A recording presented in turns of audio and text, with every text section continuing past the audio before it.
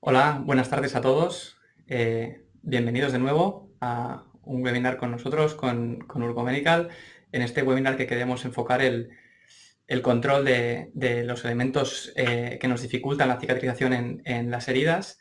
Y antes de empezar, os quiero dar las gracias a todos, sobre todo también a nuestros ponentes de hoy que nos acompañan, José Luis Lázaro y José Antonio García, a quien voy a presentar también más adelante.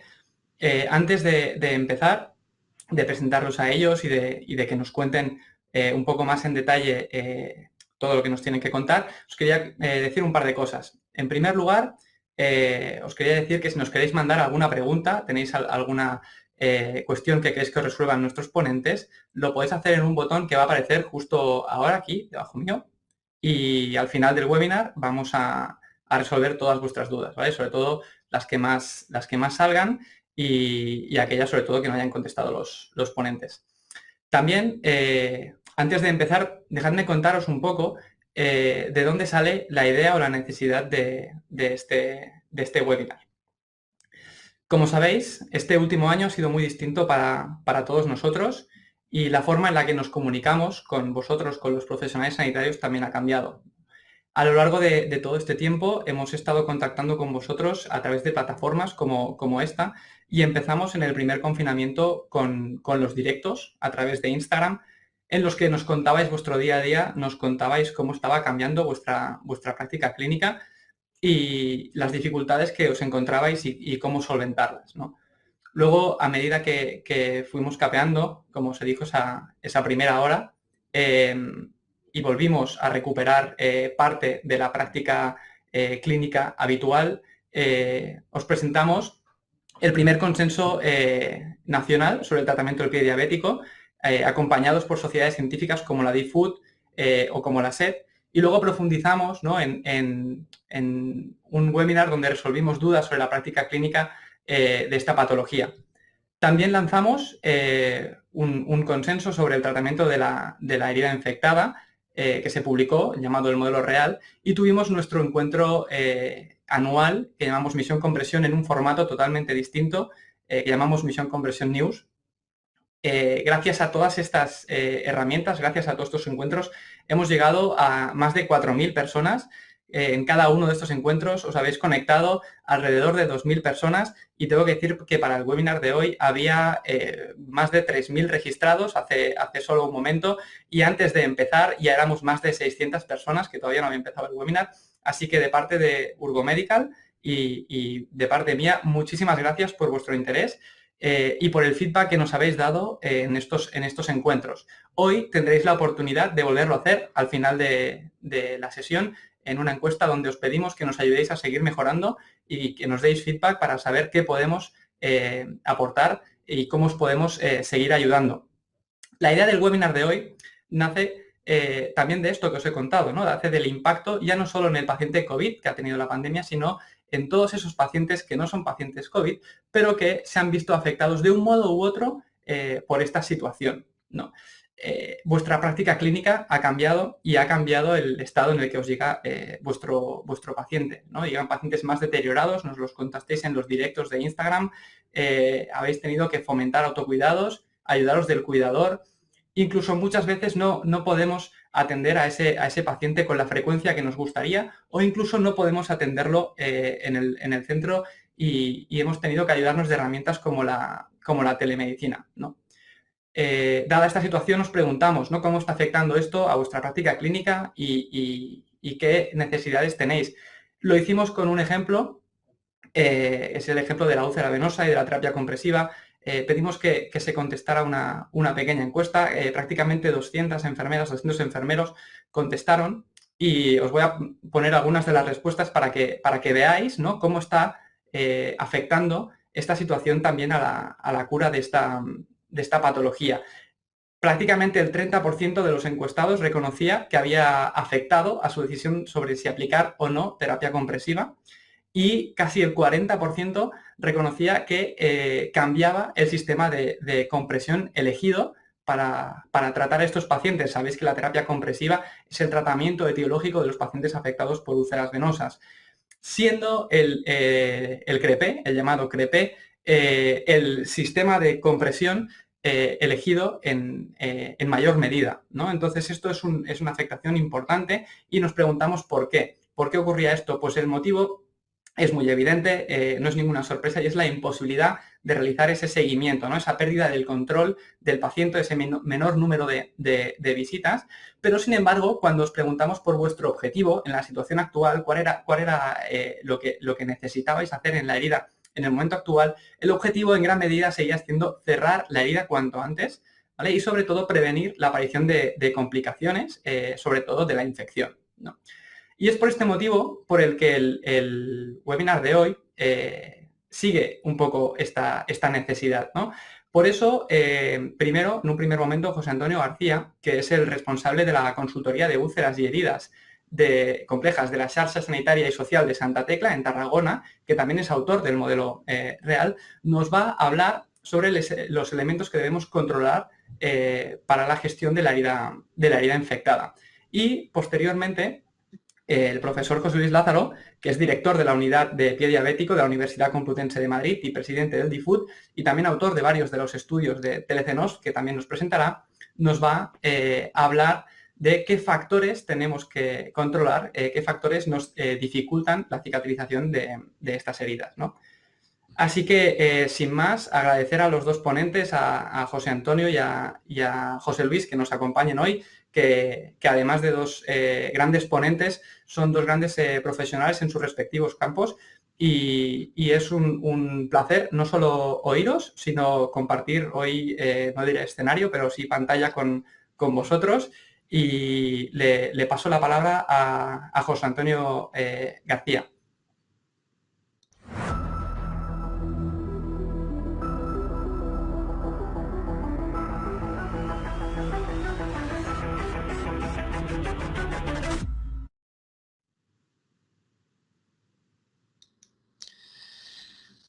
Hola, buenas tardes. En primer lugar, me gustaría dar las gracias tanto a Ignacio como a Urgo por contar una vez más con mi presencia en este webinar, y para mí tengo que reconocer que es un honor, ¿no?, el compartir esta tarde con todos ustedes. Si me permitís, os voy a tutear porque no sé quién hay detrás, no sé cuántas personas están detrás de la línea, pero posiblemente todos serán seguramente muy jóvenes.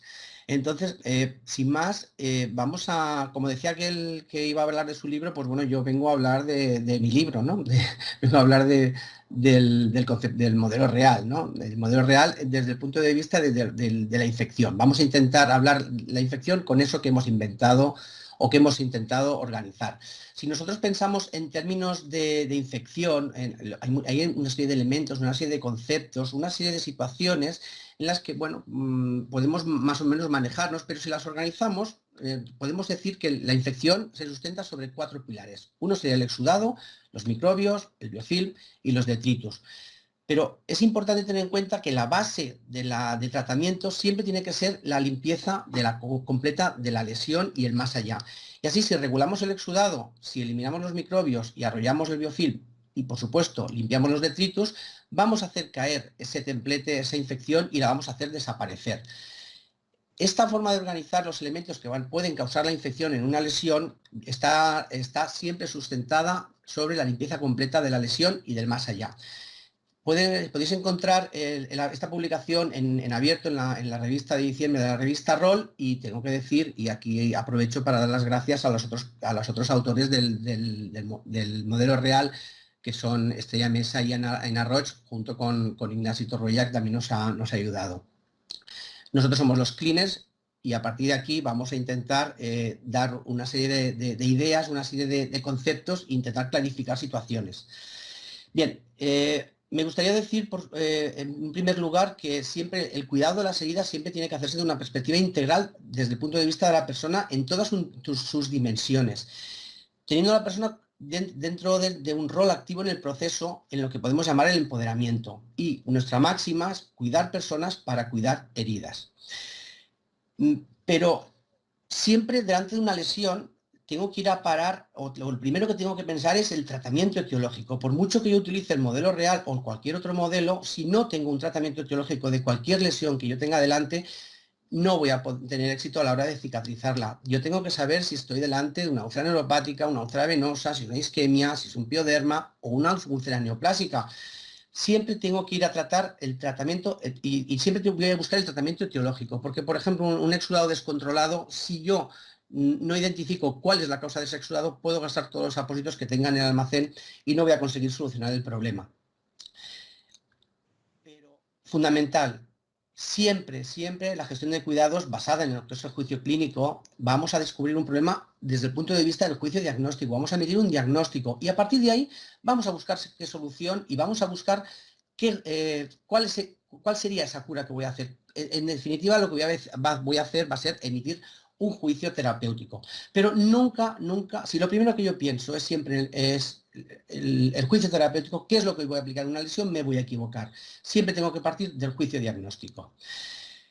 Pero cuando yo me encuentro delante de una lesión que puede estar infectada, ¿contra qué estoy luchando? Pues bueno, si cogemos el símil de un iceberg, pues posiblemente tengo elementos visibles, ¿no? O unos enemigos que son visibles, como puede ser el exudado, un estacel, un tejido desvitalizado, pero tengo otros que no son visibles, que vamos a llamarlos invisibles, detritus, microorganismos, biofilm, entre otros. Entonces, es muy importante tener en cuenta que algunos elementos de la infección no son visibles al ojo humano. Cuando pienso en la infección, tengo que saber delante de lo que estoy. Así, si podemos coger la última definición que he publicada a nivel del Instituto Internacional para el Estudio de la Infección en Heridas en el 2016, nos define la infección como la presencia de microbios suficientes como para causar una respuesta inmune en el huésped de una forma local, sistémica o ambas. Pero siempre tengo que pensarlo desde el punto de vista del continuum de la infección. El continuum desde que una herida puede estar contaminada hasta que tengamos una infección sistémica y desde el 2016 ya contemplamos la presencia de esa biopelícula.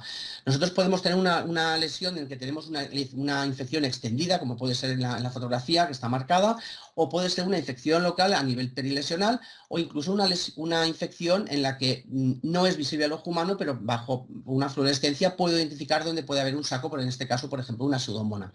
Entonces, tenemos que pensar que muchas veces hay cosas que se nos pueden escapar al ojo humano, pero hay un dato que yo creo que es demoledor, que entre el 80 y el 100% de las heridas de difícil cicatrización se van a infectar en el proceso de cicatrización. Y eso es importante y es un gran problema en el que nos vamos a encontrar en el cuidado de estas personas. Bien, a nivel de infección, todos conocemos los signos clásicos de infección local. Pues, por ejemplo, en esta fotografía podemos ver que hay una inflamación, hay un eritema, calor, dolor, los signos inflamatorios de Celsius, pero también puede haber un olor, una impotencia funcional o un exudado purulento, que per se ya podemos considerar que hay una infección.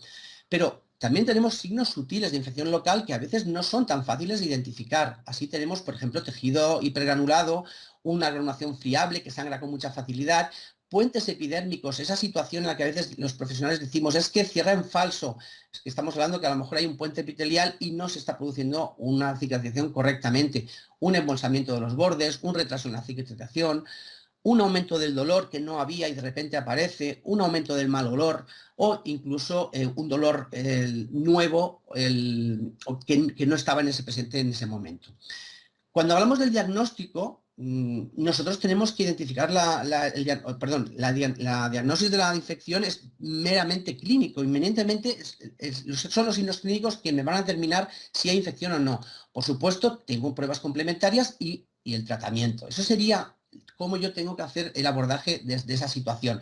Muchas veces los clínicos lo que hacemos es que pasamos de los signos clínicos directamente al tratamiento, pero no tenemos que olvidar que entre medio tenemos las pruebas complementarias como puede ser el estudio microbiológico, un estudio analítico o unas pruebas de imagen. No me voy a extender dentro de lo que son los diferentes tipos de pruebas, pero sí que es verdad que, por ejemplo, a nivel de los cultivos nos va a identificar cuál es el germen y nos va a evitar que haya tratamientos inadecuados. ¿Cuándo voy a realizar un cultivo? Cuando haya signos de infección. Eso es muy importante porque si no hay signos de infección no hace falta recoger cultivos porque siempre va a haber microbios encima de una lesión. ¿Cómo lo voy a hacer? Bueno, pues con las diferentes técnicas que existen. Sabemos que el gold estándar, la bibliografía nos dice que es la biopsia, no todo el mundo tiene acceso, pero sí, por ejemplo, la técnica de Levin con el frotis, que con las últimas técnicas que hay a nivel de fluorescencia, pues posiblemente tengamos que reconducir los protocolos que hay de recogida, como podéis ver en este vídeo. Bien, si entramos en los 4 pilares, es la base. Tenemos que empezar siempre por una limpieza completa de esa lesión y del más allá. Delante de estas situaciones, que como podéis ver en las fotografías, sobre todo en las 2 primeras, no podemos cerrar los ojos delante de esta situación. Y esto parece mentira, pero todavía se dan en nuestras consultas. Entonces es importante tener en cuenta que no solamente vamos a intentar eliminar esa infección o los elementos que me pueden causar infección en la lesión, sino que voy a proporcionar confort y calidad de vida a la persona. Imaginaros una persona con ese vendaje durante unos días. Es intolerable. Si me permitís la expresión. Cuando hago una limpieza exhaustiva de esa lesión, va a ir desde articulación a articulación. En este caso, una herida en una pierna, voy a lavar desde los dedos hasta la rodilla. Voy a utilizar agua y jabón si hay muchos detritus. Depende de qué situación tengan la lesión, pues lo voy a lavar de una forma o de otra, por supuesto. Voy a utilizar unas soluciones u otras. Pero pensemos que el jabón, esa espuma, va a hidratar, va a haber un efecto humectante. Luego tengo que utilizar una irrigación. Esa irrigación va a ser a temperatura corporal. Pensad que muchas veces parece que dedicamos mucho tiempo a realizar un lavado, pero voy a adelantar el vídeo y ya veréis como después del secado, en tiempo real, son 2 minutos 20 prácticamente de hacer una higiene correcta de una pierna. En el vídeo de abajo estamos viendo cómo se está limpiando una lesión, cómo hemos lavado con círculos concéntricos, cómo hemos aplicado una solución para quitar ese jabón, porque había muchos detritus. En tiempo real, en 1 minuto 15, podemos terminar perfectamente. Y es un tiempo invertido primero en la prevención de la infección, incluso en el tratamiento, pero además vamos a proporcionar confort a esa persona y calidad de vida. Y es muy importante. Es la base de lo que es la gestión de los elementos que van a causar infección en una lesión. Bien, si entramos en el primer pilar, hablamos del exudado. ¿Y de qué hablamos? Cuando hablamos de exudado, ¿a qué nos referimos? Pues es una parte que se produce de una forma natural en el proceso de cicatrización. Pero si hay una superproducción, si es una composición incorrecta o está en un lugar incorrecto, va a afectar negativamente a la cicatrización. Eso es importantísimo tenerlo en cuenta. Tenemos que pensar que hay diferentes definiciones de exudado. La última que hay publicada en el 2019 en WOMS International, el documento de consenso, nos lo define como materia exudada, especialmente en el material compuesto de suero, fibrina, glóbulos blancos, que fuga hacia la lesión superficial o un área de inflamación. Bien, si nosotros cogemos un símil de esta maceta, podemos ver en la humedad óptima, si está seco la flor, por supuesto, está marchita, y si está saturado, está ahogada. Por lo tanto, vamos a ver qué hacemos con el exudado. Lo primero, ¿de qué está compuesto? En su mayoría es aguas, factores de crecimiento, nutrientes, proteínas estructurales, células del sistema inmunológico, células plasmáticas, entre otros componentes, unos cuantos más. Pero tenemos que pensar que también a veces tenemos creencias erróneas, que no son ciertas. Por ejemplo, ¿todo exudado es malo? Pues no, todo exudado no es malo, ni mucho menos. Además es necesario para que haya una buena cicatrización. Todo incremento del exudado es debido a la infección de la herida. Tampoco es correcto, porque puede ser que sea una descompensación a nivel de la patología de base de la persona, por ejemplo, una insuficiencia cardíaca congestiva. Un apósito manchado ya no sirve. No es correcto. Todo lo que se necesita para resolver los problemas con el exudado es un apósito correcto. Tampoco es verdad. ¿Y el apósito más absorbente es el más adecuado? Pues tampoco, porque a lo mejor lo que nos va a hacer es desecar esa lesión y va a hacer que no evolucione. Pero ¿qué pasa si tengo un exceso de exudado? Pues que va a haber una maceración, un daño de los miofibroblastos, va a facilitar un desequilibrio de la biocarga, un retraso en la cicatrización y va a mermar la calidad de vida de la persona. Olor, dolor, disconfort. Fijaros en la fotografía que tenemos aquí arriba, donde hay una maceración blanca y eso me va a parar esa cicatrización. No va a haber una progresión y va a ser un precursor, pues, posiblemente de la infección. Muchas veces el exudado no tiene que ver con la herida. Lo que estáis viendo en estos 2 vídeos no tiene que ver con la herida, ese exudado. Es una herida que en principio no tiene un buen lecho, pero ese exudado, si pudiéramos ver la persona que hay detrás, veríamos que hay una descompensación a nivel cardíaco. Eso es importante tenerlo en cuenta. Pero si el exudado es poco, si hay un déficit de exudado, si la herida está desecada, ¿qué pasa? Pues falta de agua y de oxígeno, falta de nutrientes y factores de crecimiento, va a impedir la proliferación celular y aumenta el riesgo de infección. Pensad que desde 1962 se sabe que la cicatrización en ambiente húmedo, con el trabajo del Winters, el que publicó en la revista Nature, si no recuerdo mal, ya se sabe que la cicatrización se producía 3 veces más rápida en una herida con un ambiente óptimo. Entonces, si yo tengo que lograr ese tratamiento óptimo, ¿qué tengo que hacer? ¿No? ¿Cómo tengo que trabajar a nivel local? Pues actuar sobre la causa del exudado, proteger a la piel periodecional, absorber, retener y transpirar o regular ese exudado y que se adapte a las necesidades de la herida. Yo, si le tuviera que pedir lo máximo a un apósito, le pediría lo siguiente: que absorbiera, que evaporara, que tuviera una capacidad de retención, que pudiera bloquear componentes del exudado, que tuviera un control de la infección o que no dejara que se provocara esa situación y que me protegiera la piel periodecional. Eso sería las 6 grandes cosas que yo le pediría a un apósito. Aquí podéis ver, por ejemplo, en esta lesión donde hay aplicado un apósito de Urgoclean, en este caso AG, en el que, como podéis ver, hay un negativo de la lesión, hay un negativo en la que se produce una absorción vertical, va a traspasar ese exudado al apósito secundario y esa absorción vertical me va a provocar que lo que es la piel perilesional no aparezca esa maceración y me va a proteger. Por lo tanto, podríamos estar delante de una situación en la que sería un apósito que podría cumplir las características que le voy a pedir. Claro, hay ciertas cosas que yo no puedo identificar a nivel clínico. Por ejemplo, yo no sé qué componentes me está bloqueando, pero bueno, hay estudios que me demuestran qué es lo que bloquea en su contenido. Cuando estamos hablando de los microbios como el otro pilar que sustenta la infección, ¿de qué estamos hablando?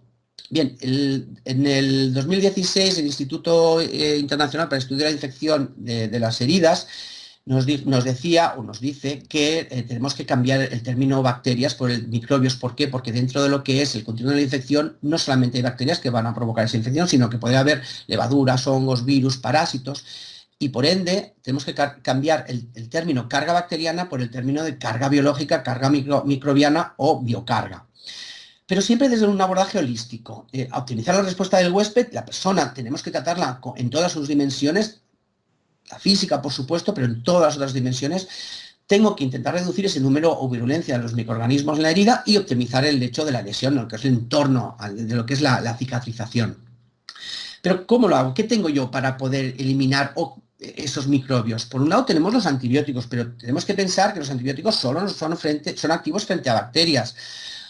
Aquí podéis ver una serie de recomendaciones que están publicadas en el documento de que no hacen las heridas crónicas, la última revisión en el 2020, en la que hay una fuerza de recomendación alta para no utilizar pomadas antibióticas de uso local como primera elección. ¿Por qué? Porque no sabemos exactamente qué concentración va a llegar y puede inducir a resistencias, que es un gran problema. Pensar que los antibióticos hoy en día es un gran problema para nuestro sistema de salud.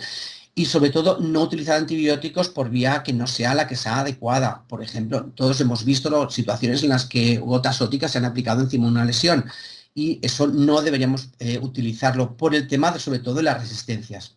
Pero tenemos otro elemento que podemos utilizar, otros productos, por ejemplo los antisépticos. Los antisépticos son biocidas que tienen una capacidad de eliminar tanto las bacterias como hongos, virus, incluso algunos a las esporas, en función de su tipo y de su concentración, por supuesto. Entonces, dependiendo de esa concentración, puede matar todo lo que haya en esa lesión. Pero, por contra, también tenemos que tener en cuenta que puede afectar negativamente a ese proceso de cicatrización, porque no deja de ser un tóxico y al final puede provocar una citotoxicidad. ¿Y eso de qué va a depender? Pues de la concentración y de la gente en el que se use. Posiblemente uno de los antisépticos más conocidos hoy en día sería la utilización de las platas.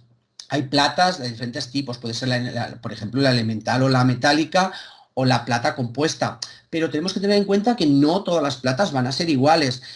Así, por ejemplo, la plata compuesta forma iones al disolverse en un medio acuoso como el exudado sin necesidad de oxidarse, pero si hablamos de la plata elemental, va a necesitar un proceso de oxigenación. Entonces, ahí tenemos que tener en cuenta qué tipo de platas vamos a utilizar.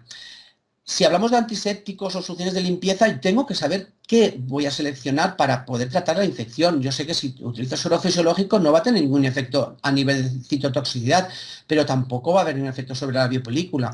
Aquí tenemos un cuadro que publicado en la Bolsa Internacional en el documento del 2016, en el 2016, en el que hay diferentes antisépticos. Pues bueno, yo tengo que saber cuál es el más citotóxico y el que no, y en qué situaciones lo voy a utilizar. Lo que sí está claro que a la hora de utilizar lo antiséptico, yo tengo que identificar que antes de un desbridamiento cortante, en lesiones con signos de infección o con presencia de gérmenes multiresistentes, sí que está indicado su utilización, pero no de una forma rutinaria.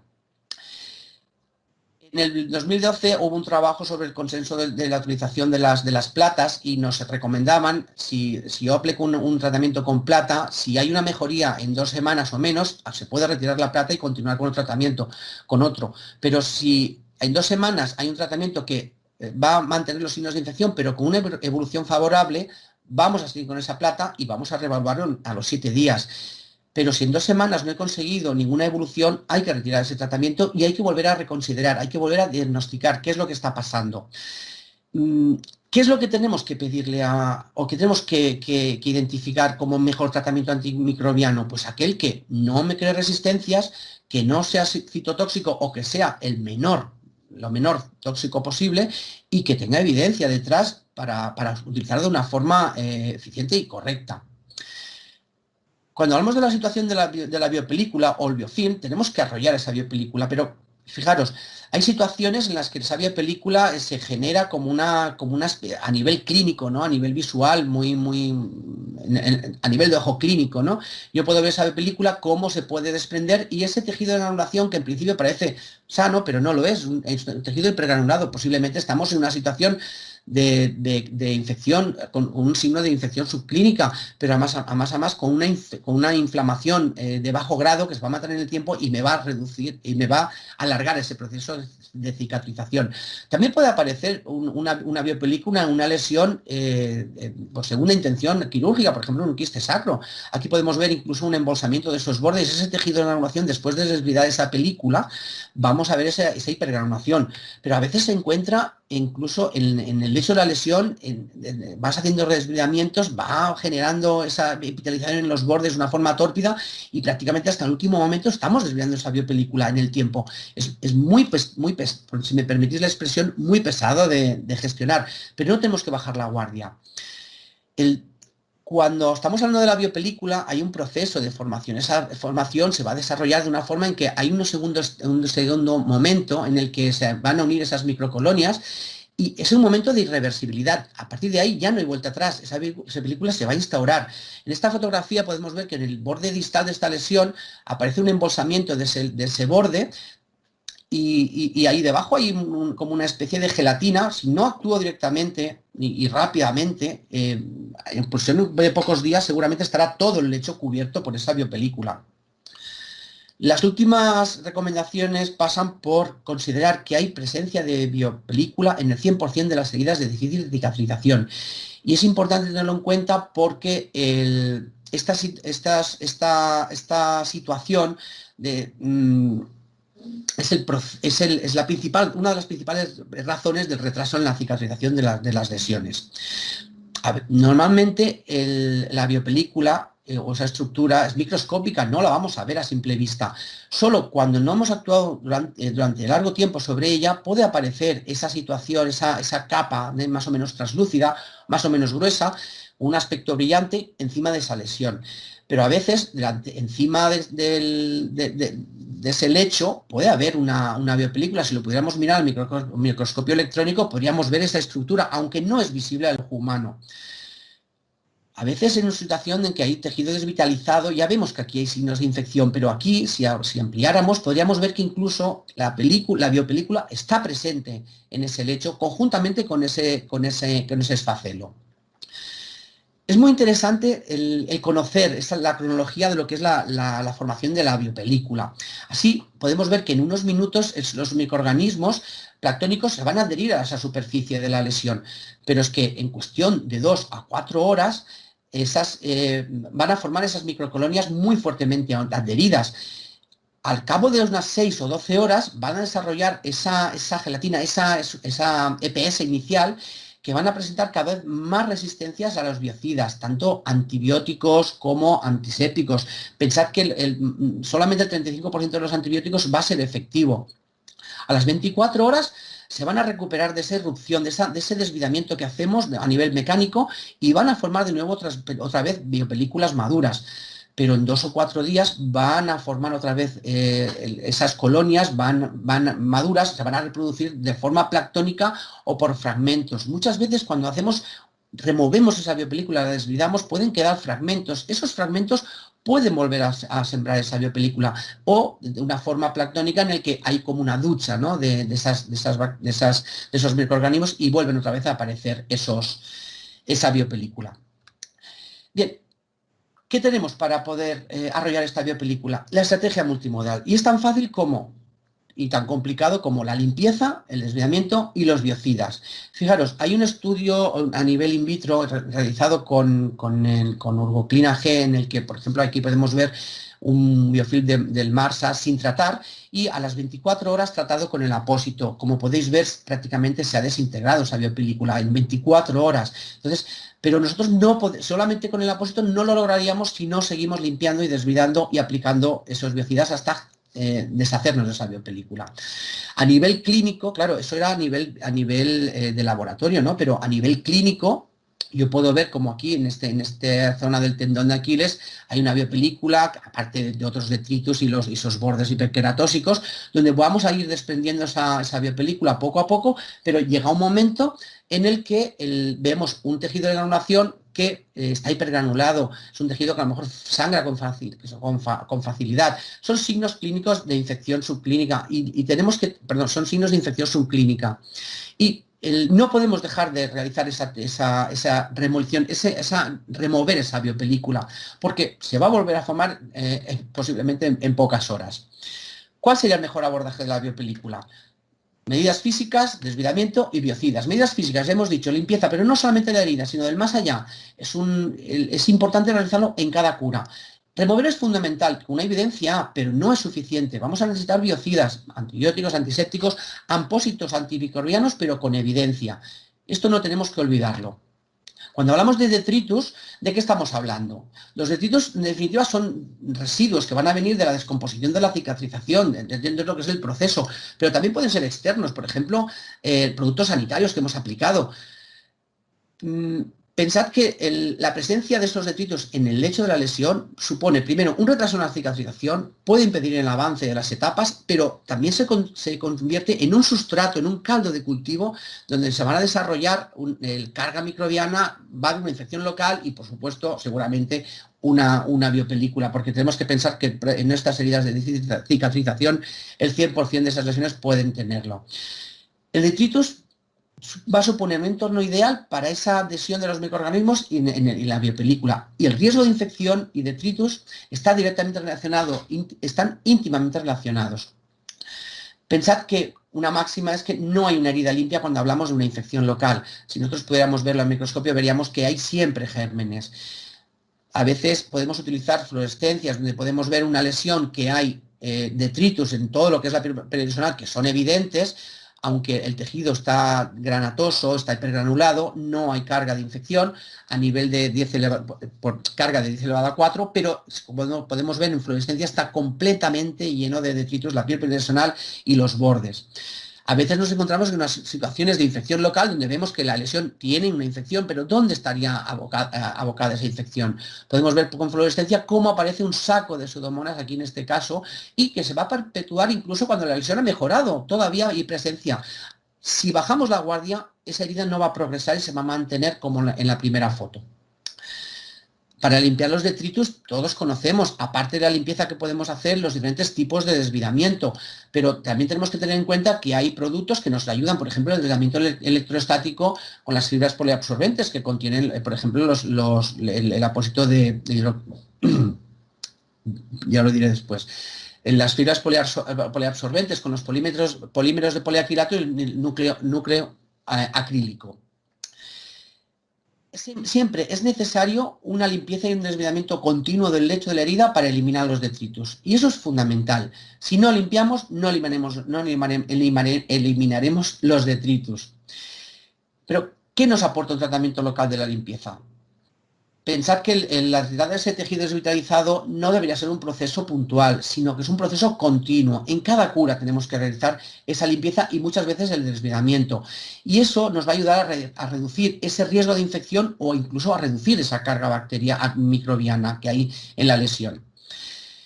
Algunas situaciones que podemos tener, por ejemplo, fijaros, en este tendón que hemos visto antes en una fotografía, por supuesto, hay que desbridarlo. Si se realiza un desbridamiento cortante, y iniciamos, como hay signos de infección, iniciamos un tratamiento con un apósito antimicrobiano. En este caso se utilizó el Urgoprina G y se empezó con una situación de biopelícula. Empezamos a desbridar y cada cura se hacía un desbridamiento y se iba aplicando el producto biocida, limpieza, desbridamiento, biocida. Llegó un momento que la herida parece que estaba perfectamente, con unos bordes muy hiperqueratósicos, se realizan desbridamientos y nos encontramos que hay situaciones de puentes epidérmicos. Y hay que desbridar porque si no esa cicatrización que a veces llamamos en falso, no nos va a dejar, y puede avanzar, pero no va a solucionar el problema de esa cicatrización.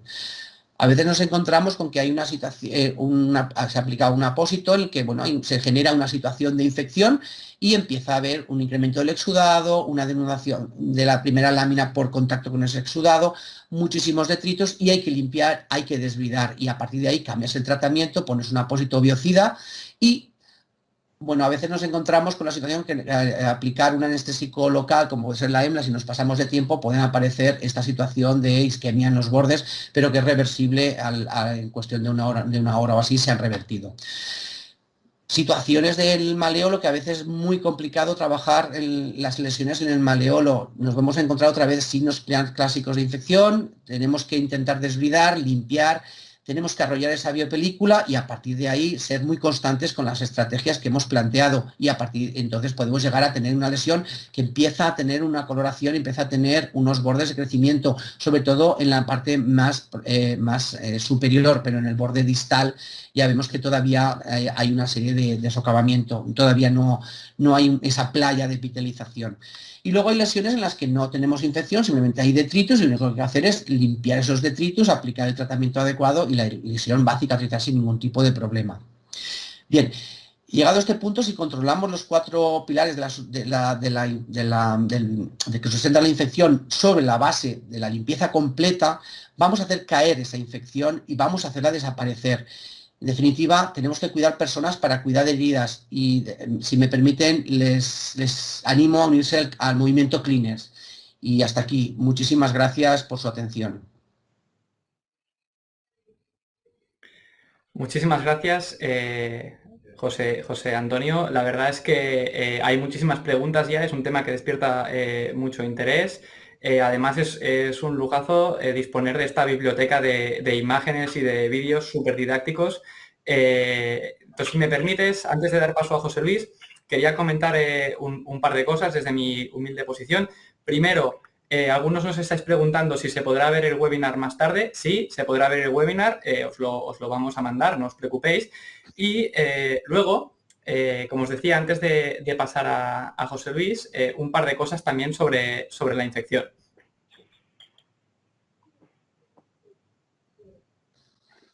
A ver, no sé si estáis viendo mi pantalla ahora.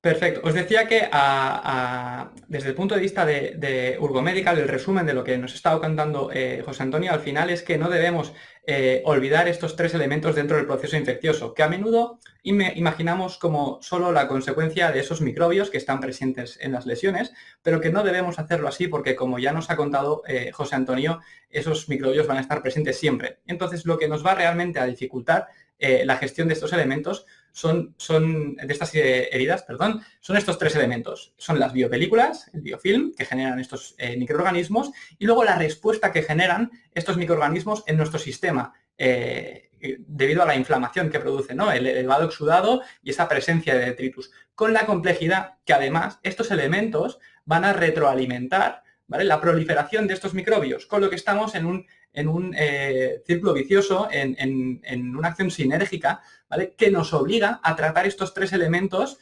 siempre, no olvidando ninguno de ellos, que es en definitiva el resumen de lo que nos contaba José Antonio, ¿no? Mucho mejor explicado de lo que lo he hecho yo.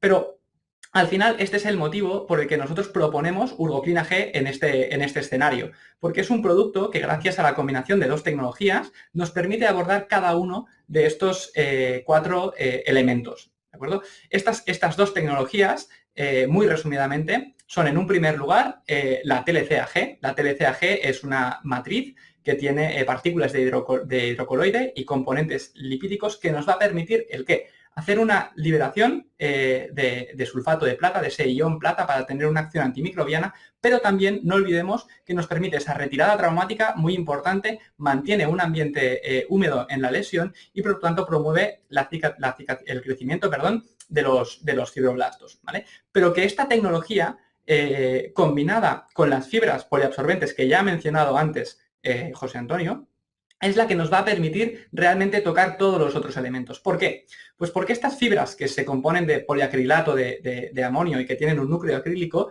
lo que hacen al absorber y retener todo ese exudado generado en la lesión es cargarse de forma negativa. Y de este modo generan una diferencia de carga con el lecho que va a atraer todo ese detritus, toda esa suciedad, tanto la visible como la que no vemos, como nos ha comentado José Antonio, hacia el apósito. De modo que tengamos una acción parecida a esta cuando nosotros realicemos los cambios. De este modo vamos a estar gestionando ese detritus, pero también vamos a estar rompiendo por tensión esas biopelículas, como nos ha enseñado ya en el estudio in vitro. Y por lo tanto, combinado con esa primera tecnología que nos hacía ese aporte, esa acción antimicrobiana, tenemos la forma de gestionar cada uno de estos elementos, las biopelículas, el exudado, los detritus y, en definitiva, los microbios. Esto, además, lo que nos permite es tener mucha versatilidad en el uso de este producto, algo que es muy importante en la infección, porque no es una problemática solo de un tipo de lesiones, como otras de las problemáticas de las que hablaremos hoy o que hemos hablado en otros webinars, ¿no? La infección puede ocurrir en una gran variedad de heridas y necesitamos un tratamiento que sea lo más versátil posible. Entonces, además de ser efectivo contra todos estos elementos, lo que conseguimos con Urgoclina G es adaptarnos a lesiones muy distintas, a lechos muy distintos, a niveles de exudado muy distintos. Y esto es una cosa que además me ha gustado mucho que se mencionara, no es simplemente algo que os digo yo y por la combinación de estas dos tecnologías, sino que es algo que podemos referenciar a un estudio, ¿vale? Es un estudio que os voy a presentar con apenas 3 diapositivas, o sea que no os preocupéis, en el que básicamente comprobamos la eficacia en vida real de Urgoclina G en más de 2.200 pacientes. Es el estudio más grande, el estudio observacional más grande hecho con un apósito de plata, pero más allá de los números, de que sea un estudio importante porque haya un gran número de pacientes, como es el caso, es importante tener en cuenta que en este estudio encontramos etiologías muy distintas. Tenemos úlceras crónicas, dentro de las cuales encontramos pues, las lesiones del pie diabético, las úlceras de pie diabético, úlceras venosas, incluso arteriales, neoplásicas, mixtas, por presión, pero también heridas agudas, ¿no? Dermoabrasiones, mordeduras, contusiones y heridas que no pudieron ser clasificadas, con lo cual tenemos un abanico muy amplio de lesiones. Y además, para mí, las dos conclusiones más importantes de este estudio, además de que se puede usar este apósito en un montón de etiologías distintas, es que no existe diferencia entre la efectividad del producto en términos de cicatrización de la herida en función del lecho que nos encontremos. Y aquí en este gráfico podemos ver cómo la reducción relativa del tamaño de la herida a las 3 semanas de usar Urgoclina G no cambia significativamente entre un lecho que esté infectado en fase de desbridamiento y un lecho que esté infectado en fase de granulación. Porque este apósito tiene esa versatilidad. Nos permite adaptarlo y usarlo tanto en lechos que están en esta fase de desbridamiento como un lecho que está en una fase de granulación, lo que nos permite no cambiar el tratamiento y, en definitiva, reducir también nuestro portfolio de productos y, por lo tanto, ahorrar costes, ¿no? Y, sobre todo, es un producto versátil. También a nivel de exudado, donde todavía vemos menos diferencias. Es decir, no existe ninguna diferencia en términos de eficacia del producto cuando hablamos de heridas muy exudativas o de heridas que son menos exudativas. También porque ya nos ha contado José Antonio que un apósito no es lo único que tenemos que hacer para gestionar ese exudado, ¿de acuerdo? Entonces, la eficacia del producto no se ve afectada por ese nivel de exudado que es prácticamente la misma en los dos escenarios y por lo tanto tampoco tendremos que cambiar ese producto en función de este hecho. Entonces nada más, yo no os quería comentar más cosas. En este punto le doy la palabra a José Luis, que como os comentaba antes es el director de la unidad de pie diabético de la Universidad Complutense de Madrid y presidente del DFUT y autor de varios estudios que nos va a contar ahora para tratar de identificar aquellos elementos que nos dificultan el proceso de cicatrización. Sin más.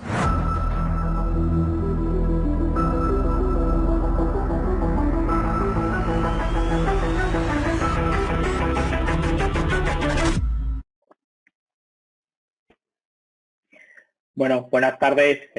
Muchísimas gracias a Urgo por la invitación a compartir este webinar y, bueno, felicitarles por adelantado por el número de inscripciones que ha sorprendido, de la cantidad de gente y de despertar todavía el interés frente a que estamos un poco saturados con estos webinars. Pues parece ser que la gente sigue teniendo ganas de seguir aprendiendo y, bueno, pues me parece que es una oportunidad muy interesante aprovechar estos tiempos para poder compartir de una forma tan extensa estos conocimientos. Bueno, dicho esto, voy a hablar esta tarde acerca de algo que llevo muchísimos años trabajando en ello y, bueno, con el paso del tiempo hemos podido venir demostrando con una evidencia muy importante, que es controlar aquellos factores que están impidiendo que las úlceras cicatricen. Bueno, creo que viene muy bien la presentación anterior un poco para introducir el concepto a donde yo os quiero llevar. Y es, en primer lugar, bueno, pues como se ha explicado anteriormente, el abordaje de las úlceras crónicas en general, pues se basa en el estándar de cuidados atendiendo a cada etiología, un manejo genérico, y ese manejo genérico pues incluye, pues como hemos visto, esa limpieza, ese deslizamiento, ese control de la carga bacteriana y posteriormente la aplicación, bueno, pues del control etiológico de las lesiones, que por ejemplo en el caso del pie diabético puede ser la utilización de sistemas de descarga cuando las lesiones son eminentemente neuropáticas, o las terapias de compresión en el caso de las úlceras de etiología venosa. Sin embargo, lo que se conoce es que independientemente de que nosotros actuemos con un correcto diagnóstico y un abordaje secuenciado del tratamiento de la herida, existen un número de heridas que tienden a tener un estancamiento en su evolución y eso significa que las heridas de alguna manera no cicatrizan o no terminan de progresar de la forma adecuada a la que podríamos esperar de acuerdo al proceso de cicatrización. Y esto ha llevado a definir las heridas crónicas como un capítulo especial de heridas de difícil cicatrización. Este concepto ha generado muchísima controversia porque digamos que de alguna forma parecía que era una redundancia, es decir, una herida crónica ya por sí mismo lleva inherente pues que lleva una respuesta enlentecida de la cicatrización y cómo entender esa herida crónica, que esa herida se convierta en una herida de difícil cicatrización. Yo creo que más que entrar en el debate de ese concepto, probablemente lo que no se ha definido suficientemente hasta este momento y probablemente lo que no se ha implementado de una forma más o menos correcta es el manejo adecuado de estas heridas que acaban estancándose. Y evidentemente lo que se sabe es que esas heridas o esas úlceras de difícil cicatrización afectan a cualquier etiología de las úlceras crónicas. Y tanto es así que se conoce que aproximadamente entre el 50 y el 70% de las úlceras crónicas se mantienen sin cicatrizar tras 20 semanas de tratamiento. Y esto es un aspecto que tenemos que hacérnoslo mirar. Y hacérnoslo mirar, yo siempre digo que el proceso de la cura entra en un proceso de automatización y de robotización en el cual cuando nos queremos dar cuenta llevamos tratando al paciente durante meses donde aparentemente no ha sucedido nada, pero como el paciente no se ha complicado o no se ha infectado o el paciente no ha empeorado, pues nos conformamos con que el paciente siga teniendo un estado más o menos estable de la herida. Sin embargo, existen muchos factores relacionados con un infradiagnóstico del proceso de la isquemia, una presión no suficientemente aliviada, por ejemplo en el caso del pie diabético, una infección infradiagnosticada y fundamentalmente, como hemos visto anteriormente, la presencia de biopelículas no tratadas, edemas constantes, la comodidad del paciente, evidentemente factores relacionados con la edad. En definitiva, existen una serie de factores que pueden influir en que independientemente de que a nivel local nosotros estemos haciendo un trabajo más o menos óptimo, esas heridas se estanquen. Y por otro lado, existen una serie de factores bioquímicos de la herida que van a producir una degradación progresiva de la formación de ese tejido de granulación. Y en todo este círculo y en todo este ciclo se ha determinado que podrían influir unas enzimas que se han denominado metaloproteinasas o que se llaman metaloproteinasas, las cuales podrían estar involucradas en este fenómeno. ¿Y qué es lo que va a ocurrir? Bueno, pues lo que va a ocurrir es que evidentemente una herida en su proceso de cicatrización, ya sea una herida aguda o una úlcera crónica, una úlcera en sí mismo es una herida crónica, ese proceso de cicatrización atraviesa por distintas fases. Una fase de hemostasia, una fase inflamatoria, una fase proliferativa y una fase final de remodelación. Ese proceso natural de cicatrización es un proceso inespecífico y general para cualquier tipo de lesión. Pero lo que ocurre en el caso de las heridas crónicas, de las úlceras, es que el proceso inflamatorio se está alargando o está perpetuando de una forma exagerada. Y la herida entra en un círculo vicioso de inflamación que va a impedir, por lo tanto, que pase a la siguiente fase, que es la fase proliferativa, donde se va a producir la formación de ese tejido de cicatrización necesario para que la herida epitelice. Bien, ¿por qué las metaloproteinasas se han identificado como un factor esencial en ese estancamiento del proceso de cicatrización de la herida? Bueno, fundamentalmente porque las metaloproteinasas son enzimas que se sobreexpresan en el proceso inflamatorio. Estas enzimas, como su propio nombre indica, tienen una opción de lisar, de romper. Lo que van a romper fundamentalmente son proteínas. Y es importante recordar en este punto que el colágeno es una proteína. Por lo tanto, bueno, pues es muy sencillo pensar que un aumento de enzimas puede producir un exceso de esa ruptura de esas proteínas neoformadas en el proceso de cicatrización. De hecho, la colagenasa en sí misma, que se usa como parte de un medicamento que forma parte de un tipo de desviamiento, es una metaloproteinasa. ¿Qué ocurre? Que cuando existe un desequilibrio en esas metaloproteasas de matriz que tienen que estar presentes en el proceso de cicatrización, se va a producir la aparición de un círculo vicioso que va a impedir que las heridas cicatricen, fundamentalmente por una inhibición de esas enzimas, de esas metaloproteinasas sobre los factores de crecimiento y sobre la formación de colágeno. Quiere decirse que las principales consecuencias que van a producir esos niveles elevados de metaloproteinasa van a ser, por un lado, la degradación de factores de crecimiento. Factores de crecimiento que van a tener células diana que son necesarias para la cicatrización de la herida. Fijaros, fundamentalmente los factores de crecimiento actúan sobre la célula endotelial para formar nuevos vasos, la neoangiogénesis, sobre los fibroblastos para formar colágeno y sobre los queratinocitos para producir la epitelización. Cuando hay un exceso de metaloproteinasas, estos factores de crecimiento se van a degradar.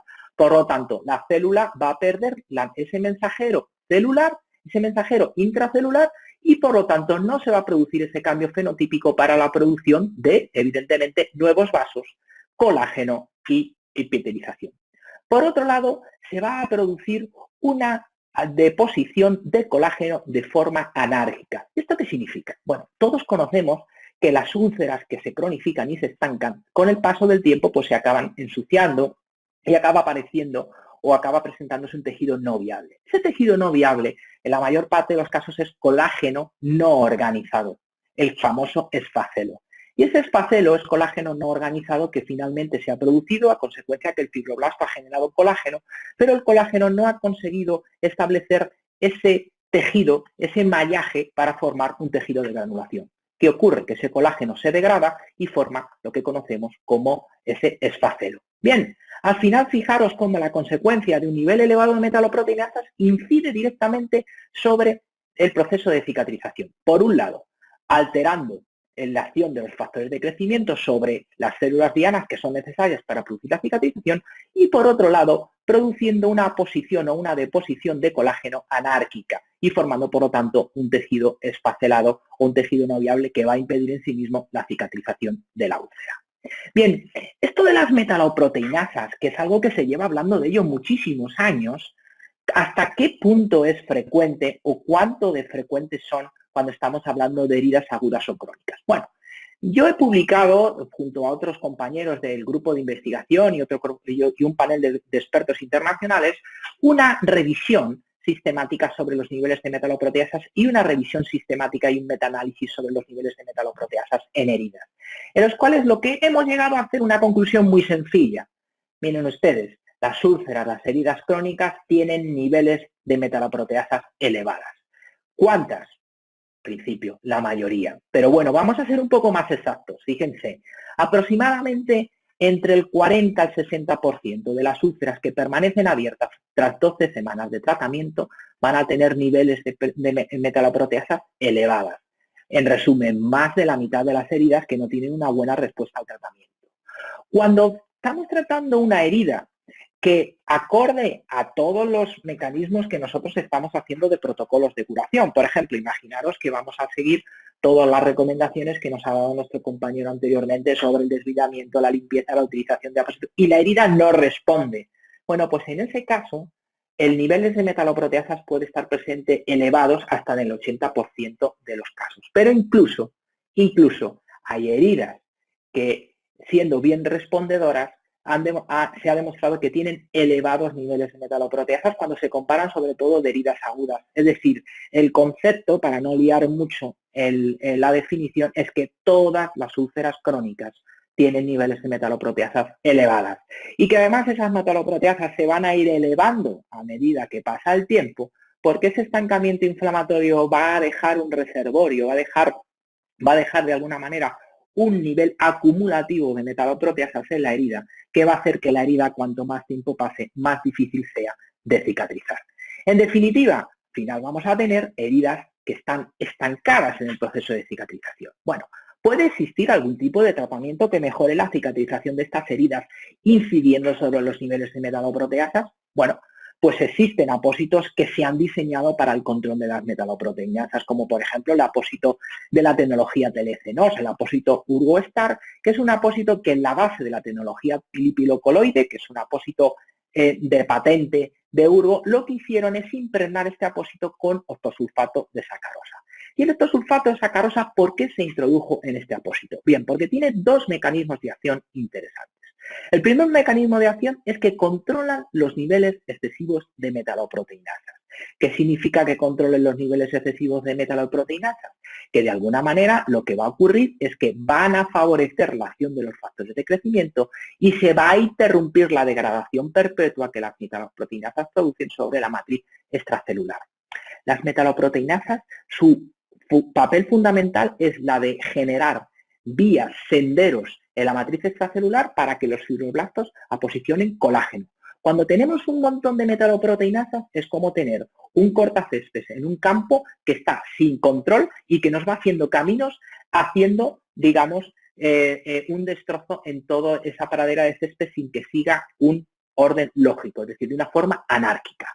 Si controlamos esos niveles, lo que permitimos es, por un lado, favorecer la acción de los factores de crecimiento y, por otro lado, permitir generar esas vías para que los fibroblastos aposicionen o pongan el colágeno de una forma ordenada.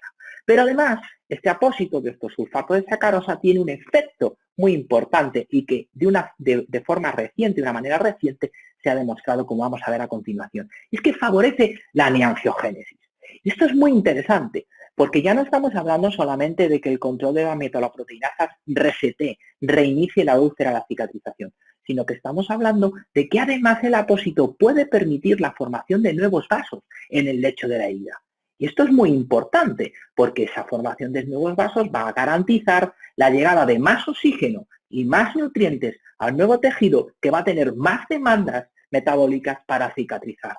De tal manera que ese favorecimiento de la neoangiogénesis pudiera ser especialmente también útil en úlceras de determinadas etiologías, como por ejemplo úlceras que estén asociadas con un déficit vascular, las úlceras de pie diabético y en específico las úlceras de pie diabético de etiología neuroisquémica. Bien, con este concepto Urgo hizo una apuesta muy importante y es el desarrollo de un ensayo clínico aleatorizado en 5 países de la Unión Europea, en los cuales estaban Reino Unido, Alemania, Francia, Italia y España, para investigar el efecto que tenía este apósito de octosulfato de sacarosa en pacientes con úlceras neuroisquémicas de pie diabético. Y aquí lo interesante es que es la primera vez que un apósito se iba a enfrentar a los resultados de tratamiento de pacientes con úlceras neuroisquémicas de pie diabético. Aquellos pacientes que tienen una úlcera de pie diabético en lo cual la afectación vascular, sin ser pacientes con isquemia crítica, tiene un efecto deleterio sobre la cicatrización de los pacientes. Y lo que se hizo fue un estudio multicéntrico, randomizado, controlado y a doble ciego de dos grupos, un grupo de intervención en el cual al paciente se le aplicaba este apósito de octosulfato de sacarosa y un grupo control que recibía simplemente el apósito con la tecnología lipocoloide sin esa impregnación de la tecnología TLC2. Bien, lo que se hizo con el estudio Explorer fue diseñar un ensayo clínico como se hace cualquier tipo de investigación, por ejemplo, para un fármaco. Se hizo un periodo de selección del paciente, una vez que el paciente cumplía los criterios de inclusión y ninguno de los de exclusión, se incluyeron en un periodo de running, en un periodo de evaluación. Y en ese periodo de running, que era de 2 semanas, lo que se intentó es evaluar la respuesta de los pacientes una vez que se les aplicaba el estándar de tratamiento. ¿Esto qué significa? Significa que una vez que al paciente se incluía en el estudio y se procedía a un desbridamiento regular y la aplicación de un dispositivo de descarga apropiado, se evaluaba si a las 2 semanas el paciente cómo había evolucionado esa úlcera. Si a las 2 semanas las úlceras habían reducido más del 30%, se excluían del estudio. Sí, se excluían del estudio los pacientes que tuvieran buena respuesta al manejo estándar y se incluyeron en el estudio, en los brazos de intervención o los brazos de estudio, solamente aquellos pacientes que tuvieron una reducción inferior al 30%. Por lo tanto, no solamente se incluyeron pacientes con úlceras neuroisquémicas, sino que se incluyeron pacientes con úlceras neuroisquémicas mal respondedores al estándar de tratamiento, que en este caso fue desbridamiento y descarga. Lo que hizo después de ese periodo de running fue aleatorizar pacientes a cada brazo de estudio y se siguieron los pacientes durante 20 semanas. A las 20 semanas se cerró el seguimiento y se analizaron los resultados. ¿Cuáles fueron los resultados del estudio? Bueno, pues el primer resultado y el más importante. ¿Cuál fue el porcentaje de pacientes cicatrizados en relación con el grupo control, aquellos pacientes que recibieron el tratamiento con apósitos de octosulfato de sacarosa? Bueno, pues tras 20 semanas de tratamiento hubo un 60% más de úlceras cicatrizadas en comparación con el grupo control, con una diferencia significativa tras 20 semanas de tratamiento. Significa, esto, ojo, no significa que los pacientes tardaran 20 semanas en cicatrizar, sino que a las 20 semanas, en esa ventana de tiempo, hubo un 60% más de pacientes cicatrizados en el grupo de intervención frente al grupo control. Además, los pacientes no solamente cicatrizaron en mayor proporción, sino que lo hicieron en un menor tiempo y cicatrizaron en un tiempo inferior de 60 días comparativamente, es decir, tardaron 2 meses menos de media en cicatrizar que los pacientes que no recibieron este tipo de tratamiento. Esto es algo totalmente, es un resultado muy importante, porque solamente por recordar, el coste medio de tratamiento de una úlcera de pie diabético, aproximadamente costes directos, es de 2.000 euros mensuales. O sea, que ahorrar 2 meses al paciente no solamente es que la úlcera cicatrice más rápido, sino que estamos ahorrando 4.000 euros al sistema sanitario si reducimos el tiempo de tratamiento de estos pacientes. Cicatrizaban 2 meses antes comparativamente. Y además un dato muy interesante fue que aquellos pacientes que tenían un tiempo de duración de la úlcera menor, tenían una mejor respuesta al tratamiento. ¿Esto qué significa? Pues significa que cuanto menor era el tiempo de padecimiento de la úlcera, las úlceras eran más jóvenes, tenían una proporción de respuesta mejor que cuando las úlceras llevaban más tiempo. Y esto, fíjense en esta tabla, es unos resultados en los cuales los pacientes con úlceras inferiores a 2 meses cicatrizaban en un porcentaje 73% más que aquellos que, por ejemplo, tenían úlceras más de 6 meses de tiempo de duración, que lo hacían en un 66%. En todos los grupos de tratamiento el apósito fue ventajoso, es decir, tuvo una diferencia significativa de mayor proporción de pacientes, pero lo fue aún más en úlceras jóvenes, en úlceras con poco tiempo de padecimiento. Y esto es lógico, ¿por qué? Porque cuanto más tiempo de padecimiento tenga la úlcera, significa que más tiempo ha pasado para que ese proceso inflamatorio acumule un mayor nivel de metaloproteasas. Por eso se obtuvieron esos resultados. Bien, el estudio Explorer ha tenido un impacto muy importante a nivel del concepto del manejo local del pie diabético a nivel internacional. El primer impacto es reconocer el hito de este estudio con la publicación de los resultados del estudio Explorer en la revista Lancet. La revista Lancet Diabetes Endocrinology es la revista dentro de la sección de endocrinología y diabetes, la número 1 en el mundo. Nunca antes esta revista había publicado un artículo relacionado con el tratamiento local de los pacientes con pie diabético, ni con ningún tipo de apósito. ¿Y esto qué es? Un reconocimiento, un aval al nivel de fortaleza del estudio, que es el primer estudio randomizado, controlado, aleatorizado, que se publica en una revista de estas características, realizándose con un apósito. Pues sin lugar a dudas, un hito importante.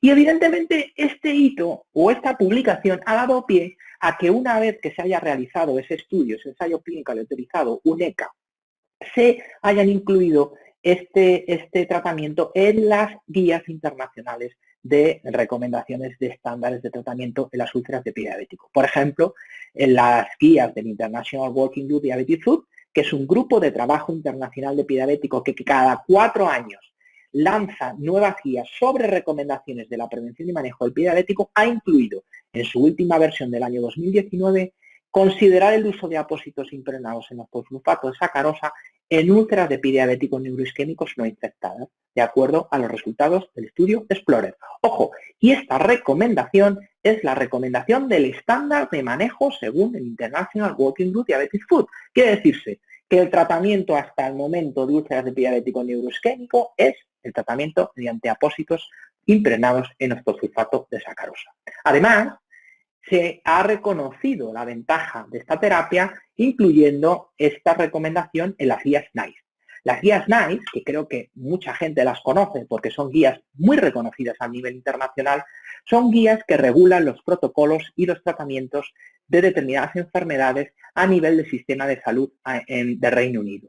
Es verdad que están enfocadas en algo muy regional, es decir, el sistema sanitario público en Reino Unido, pero están muy reconocidas porque se basan solamente en recomendaciones basadas en la mejor evidencia disponible. Significa que lo que hacen es analizar una enfermedad, un problema, analizar un tratamiento y de acuerdo a la evidencia que aporte ese determinado tratamiento, las guías se pronuncian sobre el uso o sobre no recomendarlo. ¿Qué han hecho con el caso de Urgostar? Bueno, pues que las guías NICE han incluido la recomendación del uso de Urgostar en úlceras venosas y de pie diabético, en las dos, por el número de artículos y de evidencias que soportan el tratamiento de estos dos tipos de lesiones. Y lo han fundamentado en 4 aspectos fundamentales. En primer lugar, porque reduce el tiempo de cicatrización. Reducir tiempo de cicatrización es reducir complicaciones, pero también ahorrar costes. Se ha determinado que el ahorro medio por paciente tratado con Urgostar por una úlcera de pie diabético es de en torno a 350 libras, esos son unos 500 euros al año por paciente, y alrededor de unos 700 euros al año en pacientes con úlcera venosa. Paciente año. Multiplicamos los pacientes que tienen cada país un tipo de úlcera, esta etiología, y veremos la cantidad de dinero que se puede ahorrar. Pero además, también reconocen que es fácil de implementar. ¿Esto qué significa? Y ahora que estamos en estos tiempos de delegación del cuidado, que el paciente se tiene que cuidar en casa, que el cuidador, el familiar es el que tiene que hacer a veces la cura, pues no requiere ningún entrenamiento específico ni tampoco ninguna tecnología adicional. Esto es un apósito que está dentro de un blister y se puede poner en medio, siempre digo, del desierto del Sáhara. No hace falta conectarlo a un enchufe, no hace falta utilizar un consumible, no hace falta hacer ninguna técnica de aplicación. Y en definitiva, disminuir el tiempo de cicatrización de esas úlceras lo que va a hacer es mejorar la calidad de vida del paciente y por eso lo ha recomendado la guía NICE. Bueno, si analizamos la pirámide de evidencia, que todo el mundo conoce sobre cuáles son los niveles de evidencia relacionados con los estudios en relación a la literatura científica, vemos cómo el estudio Explorer situó estos apósitos en la cúspide de la evidencia. Pero el que se haya incluido en las guías de las recomendaciones internacionales, las guías del International Working Group y sobre todo en las guías NICE, ha colocado el estudio Explorer dentro de la cúspide porque se ha incluido dentro de los tratamientos recomendados por las revisiones sistemáticas o metaanálisis que están en la cúspide de la evidencia, tanto para úlceras de pie diabético como para úlceras venosas, y aquí están más o menos todos los estudios que respaldan su utilización en distintas etiologías. Bien, Al principio, en mi introducción, he comentado un efecto del apósito Urgo-Starr sobre la neoangiogénesis. Pero es cierto que hasta el momento, aunque en los estudios preclínicos se había demostrado que tenía un factor que beneficiaba, que tenía un efecto sobre esa neoangiogénesis por favorecer la acción de la célula endotelial, pues no se había demostrado un efecto directo. Bueno, nosotros hemos publicado recientemente un artículo con el objeto de evaluar cuál era el efecto en la mejora microcirculatoria de los pacientes que recibían este tratamiento con apósitos de octosulfato de sacarosa. Bien, los resultados que obtuvimos en relación a la reducción del área de la úlcera, a la mejora en el hecho de granulación y la cicatrización fueron más o menos totalmente concordantes con la literatura anterior, en este caso, por ejemplo, con el estudio Explorer. Pero lo más importante de este estudio fue que evaluamos el estado de la microcirculación de los pacientes antes y después del tratamiento. Aquí pueden ver en este sencillo gráfico, en la columna azul es la oxigenación de los pacientes midiendo la presión transcutánea de oxígeno antes del tratamiento y después. Ya vemos cómo existe un aumento en todos los pacientes después del tratamiento de la oxigenación de la microcirculación. Y lo que vimos es que a las 8 semanas ya se observa un resultado significativamente estadístico diferencial entre los valores basales de oxigenación frente a los valores a las 8 semanas y todos los pacientes a la cicatrización tenían valores de oxigenación significativamente elevados o aumentados en comparación con los valores de oxigenación que tenían cuando se empezó el tratamiento. ¿Esto qué demuestra? Que llevaba más oxígeno a la úlcera, al lecho de la úlcera. ¿Y por qué llegaba más oxígeno al lecho de la úlcera? Probablemente porque había más vasos permeables actuando a nivel local, esa neoangiogénesis acababa beneficiando la oxigenación de la herida. Un resultado que me parece sumamente interesante y que estamos todavía desarrollando más para dar un resultado mucho más contundente a esta evidencia. ¿Cuál es el problema? Bajo mi punto de vista, el principal problema es que cuando se realiza la evidencia y cuando se incluyen las recomendaciones de los estándares a nivel internacional, la implementación siempre se retrasa y va detrás de todos estos trabajos. Y esto es un problema, porque todavía hay pocos pacientes que se benefician de este tratamiento. Yo soy consciente, porque aparte por ser presidente del DIFUT International, uno de los principales papeles que tenemos es la implementación de las recomendaciones internacionales a nivel local. Y existe una gran dificultad. ¿Por qué? En primer lugar, porque hay un rechazo al cambio. Es decir, la gente, en primer lugar, pues nunca asume que lo que está haciendo lo está haciendo mal. Y en segundo lugar, aunque le digas que un cambio puede mejorar sus resultados de tratamiento, pues siempre existe un escepticismo sobre todo lo que se plantea. Pero es muy importante que tengamos en cuenta que debemos extender las recomendaciones en la práctica clínica. ¿Por qué? Porque es la única manera de homogeneizar los resultados. Si cada uno trata a su paciente de una forma distinta, los resultados van a ser distintos. Y eso se traduce en una heterogeneidad clínica. Si queremos que los resultados de los pacientes que se tratan en mi clínica sean los resultados iguales de los que se tratan en vuestras clínicas, tenemos que hacer lo mismo y tratar a los pacientes de las mismas formas. ¿Y cuál es la única manera? Implementar los protocolos de estándar de recomendaciones internacionales basados en la evidencia. Solamente de esa manera conseguiremos los mismos resultados. ¿Cómo podemos hacer esto sencillo y fácil? Algunas dudas que se han generado del estudio Explorer, por ejemplo. ¿Cuándo debo de empezar a tratar al paciente con el apósito Urgo-Starr, con el apósito de octosulfato de sacarosa? Bueno, pues mucha gente tiene en la cabeza, bueno, como esto es algo que hay que ponerlo cuando la úlcera se estanque, vamos a esperar a que el paciente pase en 2, 3, 4 meses. No, hay que ponerlo cuanto antes mejor. Lo que hay que identificar es la indicación correcta de la colocación del apósito, pero por ejemplo, si yo tengo un paciente con una úlcera epidiabético neuroisquémico, ¿por qué lo voy a tratar con otra cosa? Si el único tratamiento que ha demostrado eficacia hasta el momento es tratar al paciente con apósitos impregnados en octosulfato de sacarosa. No, ya, trátalo ya. ¿Por qué? Porque además lo que hemos demostrado, fijaros, en este estudio hicimos un análisis post-hoc a posterior del estudio Explorer, que el resultado de los pacientes mejora cuanto menor es el tiempo de padecimiento de las úlceras. Por ejemplo, si la úlcera tiene un tiempo de padecimiento menor a 2 meses, el porcentaje de pacientes que cicatrizan en el grupo de intervención es del 71%, comparado con un 22% de pacientes que cicatrizan cuando la úlcera tiene un tipo de padecimiento superior a 11. Pero es que tenemos pacientes que nos llegan a la consulta con tiempos de padecimiento de 5, de 6, de 7, de 8 meses. En esos pacientes, ¿qué pensáis? Que hay que esperar a ver si después del estándar de tratamiento el paciente va mejorando y después de 2, 3, 4 semanas tengo que poner el apósito. No, porque esos pacientes tienen seguramente, de acuerdo a la literatura, el 100% elevación de metaloproteinasas, por lo tanto hay que empezar en el día 0 a utilizarlo. Pero ¿qué ocurre? Que muchos de vosotros, y fundamentalmente muchas enfermeras que tratan pacientes con úlceras crónicas, dicen, bueno, es que yo cuando tengo un paciente que tiene una úlcera con el lecho esfacelado, lo primero que tengo que hacer es desbridarla. Por supuesto que sí, claro que la tienes que desbridar, pero ¿y si a la vez de la desbridarla puedes también controlar las metaloproteinasas? ¿Por qué tenemos que esperar? Bueno, hay una opción, o bien uso ese apósito con desbridamientos frecuentes que hago en cada cura, mecánicos, cortantes por ultrasonidos quirúrgicos, o bien, como hemos visto anteriormente, puedo utilizarlo en combinación con apósitos de fibras poliabsorbentes para sumar el efecto de desbridamiento al efecto del apósito del control de metaloproteinasas. Y fijaros, esto también Urgo lo ha querido demostrar y lo ha hecho mediante un estudio que ha hecho en Alemania con 1.140 pacientes, en los cuales se han incluido o se han tratado con los apósitos de Urgostar Border y Urgostar PAP, en los cuales se incluía la utilización de estos apósitos en combinación con fibras poliabsorbentes.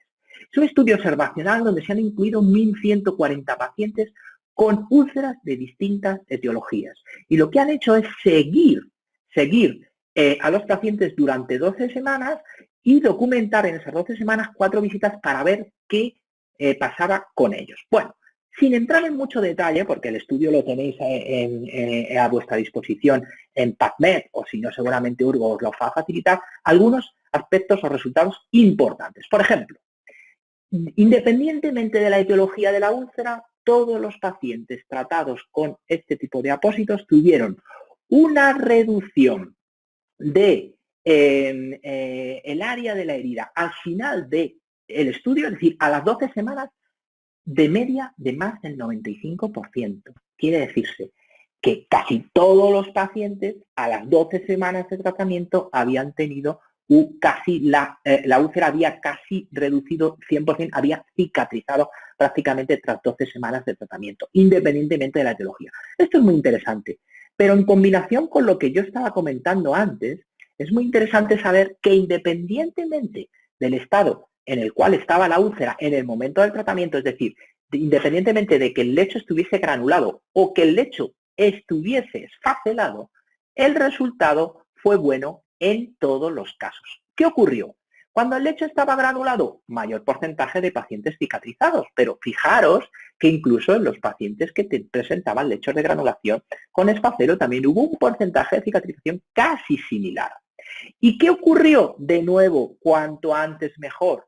Los pacientes con úlceras de menos de un mes de duración tuvieron casi un 60% de cicatrización en las 12 semanas de tratamiento y los pacientes con más de un mes de duración cicatrizaron el 33%. Luego, el porcentaje mayor de pacientes cicatrizaron cuando el apósito se utilizó en úlceras jóvenes con tiempo de padecimiento inferior. De nuevo, cuanto antes mejor. Por lo tanto, la recomendación en la práctica clínica es, si tienes una solución, sabes el problema y conoces la indicación, cuanto antes lo utilices, mejor, independientemente del estado de cicatrización de la herida. Lógicamente hay que combinarlo con el estándar de cuidados de tratamiento que va a ser el desbridamiento, la limpieza, la descarga, la terapia compresiva, el manejo holístico del paciente, el control del edema, todo esto que ya sabemos. Pero esto lo vemos en la práctica clínica. Lo que va a ocurrir es que si yo empiezo a tratar a un paciente con esfacelo, lo que me voy a encontrar es que el apósito, a medida que me ayuda a desbridarlo, me va a generar un lecho de granulación muy bueno para que el paciente cicatrice. Probablemente este tiempo que yo estoy tratando en desbridar ese paciente con una úlcera neuroisquémica me va a permitir acelerar la cicatrización. Claro, si el paciente tiene mejor estado, es un paciente que tiene un lecho granulado, la cicatrización va a ocurrir antes porque ya no tengo que desbridarlo. Fijaros, en este caso, 8 semanas de cicatrización. Incluso si el paciente es neuropático, pues fijaros cómo puedo conseguir también de una forma muy rápida la cicatrización porque el paciente se va a beneficiar en úlceras de poco tiempo de padecimiento. Por lo tanto, cuanto antes mejor Y cuanto mejor el lecho preparado, mejor el resultado de cicatrización va a ser más rápido. Pero eso significa que no hay que esperar a que el lecho esté en granulación, porque si esperáis, lo que va a pasar es que probablemente esa úlcera aumente el tiempo de padecimiento, aumente el nivel de metaloproteasas y tarde más tiempo el apósito en hacer efecto. Bien, en conclusión, pues bueno, deciros que siempre hay que asegurar siempre el estándar de cuidados en base a la etiología de la úlcera. Un apósito no sustituye nunca vuestro tratamiento, el diagnóstico, el manejo holístico del paciente. Por lo tanto, no es el sustitutivo de nada, es una herramienta que ayuda ¿a qué? A que los pacientes cicatricen antes. En segundo lugar, las metaloproteasas, recordar que se encuentran elevadas entre el 70-80% de las úlceras crónicas, especialmente en aquellas de larga evolución o que están inflamadas. Luego, bueno, yo creo que es evidente que se ha demostrado que los apósitos impregnados en octosulfato de sacarosa promueven la angiogénesis y la cicatrización y eso ha permitido que se incluyan en las guías de recomendación, las guías NICE y International Working Orthodontic Food, y luego que acortar los tiempos de cicatrización pues va a ayudar a reducir, pues eso, tasas de amputaciones, complicaciones, infección, y en definitiva mejorar la calidad de vida de los pacientes y ahorrar costes, que es una responsabilidad de todos. Muchísimas gracias por vuestra atención. Muchísimas gracias a ti, José Luis, por esta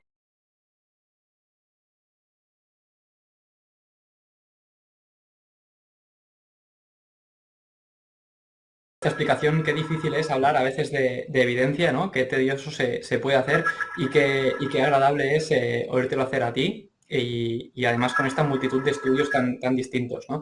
Hay muchísimas preguntas, entonces antes de entrar en ellas, dejadme repasar unos temas de producto que ha mencionado José Luis, también porque hay muchas preguntas al respecto y así las resolvemos, ¿de acuerdo? El producto que ha mencionado José Luis al final es Urgostar Plus. Es el último producto de la gama Urgostar que ha lanzado Urgo y como bien os ha contado José Luis, es un producto que incorpora dos tecnologías que le aportan el máximo nivel de evidencia. Para mí es muy importante algo que ya ha dicho José Luis, y perdón que me voy a repetir, pero fijaros qué distinto es que un producto tenga estudios y que un producto esté introducido en las guías. Cuando hablamos de que la tecnología de la TLC-NOS, el octasulfato de sacarosa o la gama Urgostart, como se dice en algunas guías, está introducido en las guías, no estamos diciendo tiene un estudio. Todos los productos pueden tener un estudio, pero el hecho de que esté introducido en una guía significa que hay referentes internacionales que han evaluado esa evidencia y han llegado a la conclusión no de que ese producto es bueno, sino que vale la pena destacarlo frente a otros en un escenario en concreto, y esto es el caso de Urgostar, con lo que vale mucho la pena, como os ha contado José Luis, realmente considerar esta opción. Esta opción, que en el caso de Urgostar Plus, como os decía, es la combinación de dos tecnologías, otra vez de las fibras poliabsorbentes y de la TLC-NOS. Entonces, ¿por qué tiene sentido usar las fibras de poliacrilato de amonio en el caso de Urgostar Plus? Pues bien, por todo lo que nos ha contado José Luis, ¿vale? Porque realmente nos permite actuar en un lecho distinto, nos da una versatilidad, como hemos visto en el estudio observacional, pero en el caso de las heridas no infectadas, además de limpiarnos el lecho y mantenerlo limpio, con lo que eso supone a nivel de reducir la probabilidad de infección, como también mencionaba con el caso de Urgoquina-G, José Antonio, en el caso de Urgostar Plus es mucho más, porque nos permite actuar en las fases iniciales de esa herida, donde tenemos ese lecho más sucio, ¿no? Más esfacelar y donde sabemos que la TLC nos rinde mucho mejor. Por eso esta combinación es tan interesante, ¿no? Y por eso realmente combinar estas dos tecnologías, las fibras de poliacrilato de amonio, las fibras poliabsorbentes, con la TLC-NOS, que nos va a promover esa angiogénesis, como hemos visto en el estudio de José Luis, y a inhibir ese exceso de metaloproteasas, es tremendamente interesante. Pero esto tiene un problema. Tiene un problema que es que la acción de limpieza de las fibras la vamos a ver, la vamos a percibir y es muy fácil de entender. Pero nosotros no podemos percibir esa neoangiogénesis y no podemos percibir, desde luego, la inhibición de metaloproteasas. Por eso, antes de pasar a las preguntas, como también hay muchas dudas al respecto de esto, os quiero enseñar tres casos rapidísimamente. Y además, antes de presentarlos, quiero agradecer a las enfermeras que lo han hecho, que son Engracia Mosquera, de Cádiz, y su compañera también María Isabel Muñoz, y también María Ángeles Sobrino Dueñas, de Vizcaya, ¿vale? En el caso de este paciente, Voy a ir muy rápido porque hay muchas preguntas y me gustaría aprovecharlo, pero fijaros que es una úlcera venosa de 7 meses de evolución, en la que vamos a empezar usando Urgostar Plus justo cuando termina el tratamiento antibiótico. Vemos un lecho más sucio, ¿vale? Vemos un lecho con un poco fibrinoso, ¿vale? Y que realmente a la semana de tratamiento vemos ese beneficio de las fibras, vemos como esa lesión está más limpia, pero incluso a algunos nos puede parecer que esa herida ha aumentado un poco de tamaño y es algo que a veces nos olvidamos, pero que ocurre con el desbridamiento de las heridas. Sin embargo, dejamos pasar 2 semanas y esa herida, que ha aumentado un poquito de tamaño, no ha cicatrizado en absoluto. Y eso que estamos combinando esta tecnología con el tratamiento etiológico de esa lesión, tal y como nos han pedido José Luis y José Antonio. Entonces, ¿qué estamos haciendo mal? ¿Por qué no funciona ese producto? Pues bien, el producto sí está funcionando, pero no vemos la neoangiogénesis, no vemos ese exceso de metaloproteinasas. Cuando llegamos a este punto, muchos podemos pensar, oh, pues cambio el tratamiento, pero no. Debemos hacer nuestra práctica basada en la evidencia, y la evidencia nos dice que el mejor tratamiento local para este tipo de lesiones es el que ya estamos aplicando. Y fijaros que si nosotros hubiéramos cambiado el tratamiento en este punto, nos hubiéramos perdido esta reacción, que es mucho más rápida en la fase final del tratamiento de estas lesiones, en la siguiente semana, en la tercera semana y en la última semana. ¿Vale? Esto es muy importante porque muchas veces tenemos una expectativa de que la velocidad de cicatrización de estas lesiones, como entendemos este producto como un producto que nos acelera la cicatrización, que la herida va a ir más rápido, pero es un producto que soluciona un problema que no vemos y que hasta que ese problema no está solucionado no vamos a tener esa cicatrización, ¿de acuerdo? Y no podemos esperar que el ritmo de cicatrización sea igual en todo el proceso de la misma. Y un caso más exagerado lo vamos a ver con esta úlcera por presión. Hablamos de un paciente que sufre una úlcera por presión porque está en una silla de ruedas y tiene esta úlcera desde hace 8 meses. Sí que vemos ese tejido más fibrinoso y otra vez podemos ver esa acción de limpieza al mes. Pero fijaros, y ahora me gustaría realmente una reflexión interna de todos y cada uno de los más de 1.200 que estamos ahora mismo conectados, de realmente cuántos de vosotros, después de 40 días de tratamiento de esta lesión, con el tratamiento que nos ha contado Urgo, que es fantástico y fenomenal, cuántos de vosotros mantenéis el tratamiento? Y la respuesta es muy pocos porque mantener la confianza después de 40 días es muy difícil. Sin embargo, si nosotros cambiamos, como estamos haciendo todos en estos tiempos, a la práctica basada en la evidencia y mantenemos ese tratamiento porque la herida no está peor, de hecho está más limpia y entendemos que la acción del producto no la podemos ver, en la siguiente semana la herida está prácticamente cerrada. Os cuento esto porque es muy importante entender cómo va a ocurrir ese proceso de cicatrización para que realmente no abandonemos tratamientos que sí están funcionando. Y veremos cómo al final, en apenas 1 mes y medio, cerramos una herida de 8 meses de evolución con un paciente verdaderamente complejo. Y si vemos la otra cara de la moneda, volvemos a tener aquí una úlcera venosa con un exudado que al primer día de usar el apósito puede haber cambiado. Es una reacción que a veces vemos, pero que cuando miramos el hecho de la herida no tiene un aspecto de estar infectada. No vemos esa clínica y no vemos ningún signo subclínico como el que nos ha explicado José Antonio. Y por lo tanto mantenemos ese tratamiento. Fijaros el cambio a los 10 días y fijaros el resultado a los 15 días. ¿Y por qué en este caso ha ido tan rápido? Pues la principal diferencia es que veréis que si vuelvo atrás en la presentación, esta lesión tenía apenas 2 días de evolución. Y aquí vemos claramente el efecto cuanto antes. Por eso, en Urgo Medical os pedimos que cuando optéis en este tipo de etiologías por el producto Urgostar Plus, lo hagáis cuanto antes. No para evitarle un tiempo innecesario al paciente, sino porque va a rendir mucho más y todavía vamos a cicatrizar más rápido, como nos ha contado José Luis. Por mi parte, nada más. Entonces podemos pasar a las preguntas, que hay muchas y muy variadas. Y entonces voy a empezar con la primera pregunta, que se la voy a pasar a José Antonio, que nos preguntaban sobre el desbridamiento de tendones, sobre cómo se debe realizar. Hay muchas preguntas en ese sentido. Nos preguntan cuál es el mejor método de desbridamiento en este escenario. Bueno, el desbridamiento de tendones no es fácil. El desbridamiento de tendones tiene que realizarlo alguien que tenga experiencia. Lo que sí es importante es hacerlo de forma laminar, ir desbridando poco a poco las fibras que están desinsertadas y las fibras que están desvitalizadas. Y hacerlo no en una sesión, sino en varias sesiones, eso por supuesto. Eso diría yo que sería la primera premisa. Por supuesto, después mantener un ambiente húmedo, porque si no esa vaina del tendón se va a desecar. Y poco más, es que tampoco no hay que hacer gran cosa más. Lo digo para ser escueto, porque si no me podría aquí extender y acabamos toda la tarde hablando de cómo desvidar el Sí, tendón. sí. También deciros que todas aquellas preguntas que no se puedan resolver, porque hay más de 70 y no queremos estarnos aquí media hora, os las queremos resolver de algún modo u otro. Hay una pregunta interesante, creo, para José Luis, que es si podemos usar Urgostat o apósitos de la gama Urgostat en heridas infectadas. Bueno, yo creo que cuando una herida está infectada, la prioridad es tratar la infección.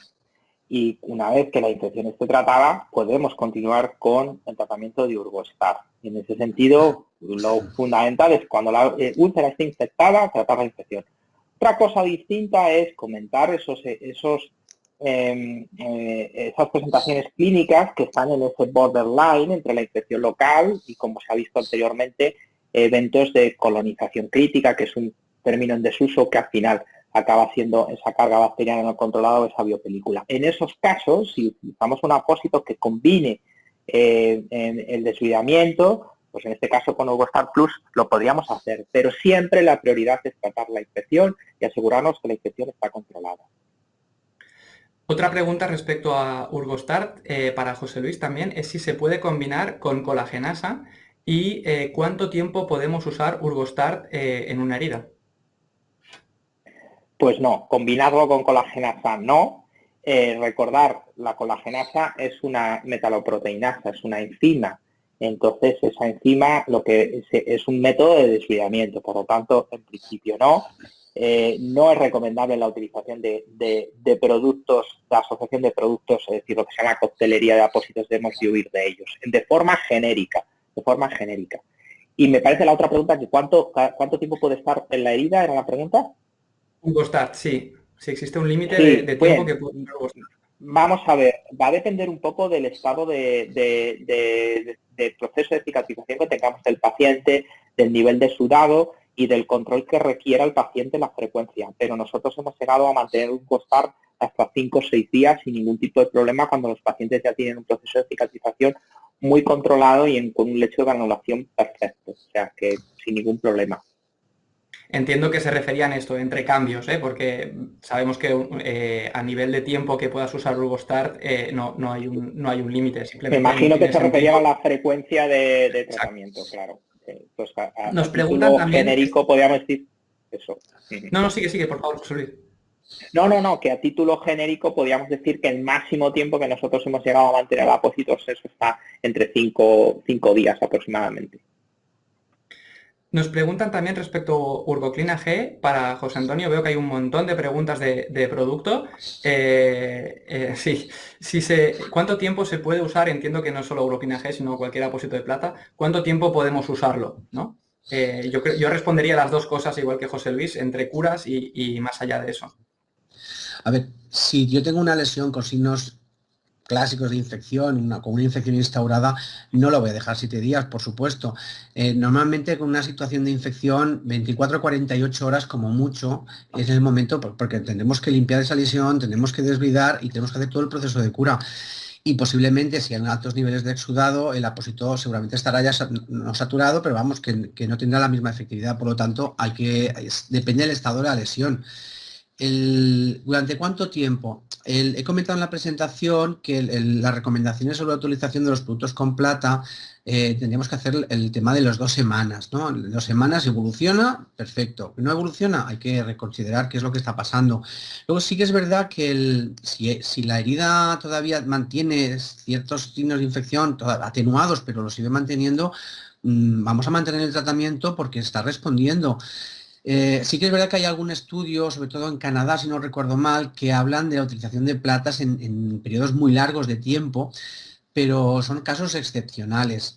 Si no está respondiendo esa herida y esos signos de infección, piensa que nosotros vamos a tratar la infección con esos apósitos a nivel local, pero si la infección está más allá de lo que es la perilesión, pues tenemos que utilizar otro tratamiento para la infección que no solamente son los apósitos, porque tenemos que ver desde una forma holística el tratamiento de esa infección.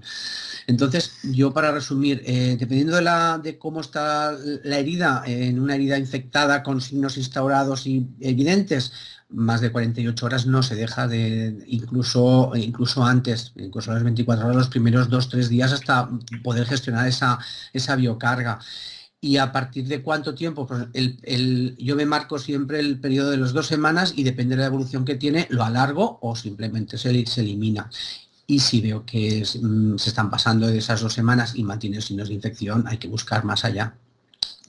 Muchas veces empiezas antes, empiezas a buscar, empiezas a cultivar, empiezas a buscar si hay una afectación más allá. Por supuesto, no nos podemos quedar con la cura. Nosotros no trabajamos solos, estamos dentro de un equipo y en ese caso pues tenemos el infectólogo, tenemos los otros profesionales que nos tienen que tienen que entrar dentro de lo que es el equipo interdisciplinar a tratar ese caso, porque la infección no la podemos tratar dentro de lo que es la soledad de la consulta. Y eso Otra es pregunta Otra pregunta de indicación de Urgostar para José Luis es si se puede usar en amputaciones de pie diabético. Sí, claro, evidentemente son heridas que en el contexto diabético nos encontramos frecuentemente, amputaciones menores, lechos de amputación en dedos, dehiscencias, incluso nosotros tenemos una experiencia muy buena con dehiscencias de amputaciones transmetatarsales, que son bastante frecuentes en pacientes con déficit vascular. Sí, evidentemente, claro que sí, se pueden utilizar sin problema. Otra pregunta también en este caso de Urgogina G para José Antonio, si se puede introducir en heridas cavitadas. A ver, en heridas cavitadas, estamos hablando de tunelizaciones, es que claro, cuando hablamos de una herida cavitada, una cavidad de que yo tengo un volumen de 2 o 3 centímetros cúbicos, yo puedo utilizarlo dentro, sí, lo puedo recortar, como por ejemplo en una forma de espiral donde va a contactar con el lecho. Otra cosa es que yo tengo una tunelización y en ese momento quizás no sea el producto más indicado porque yo no voy a poder llegar a poner el producto que toque en el lecho de la lesión, no voy a poder asegurarlo. Ahí tenéis un campo de investigación que yo creo que desde Urgo tendréis que empezar bueno, supongo que estáis solucionando el tema de poder utilizarlo en esas tunelizaciones que a veces es difícil de tratar. Sí, hay otros productos. Yo lo he puesto, de todas formas, en tunelizaciones lo recorto en forma de mecha y lo introduzco, claro que sí, pero bueno, depende de qué tunelización estemos hablando. Cavitadas, sí que lo aplico, sí. Bueno, te decía que al final tenemos otros productos que son más fáciles de introducir, productos mechados para estas heridas y, bueno, claro, siempre estamos desarrollando nuevos productos, como decías José Antonio, pero no vamos a contar muchas cosas de estas hoy.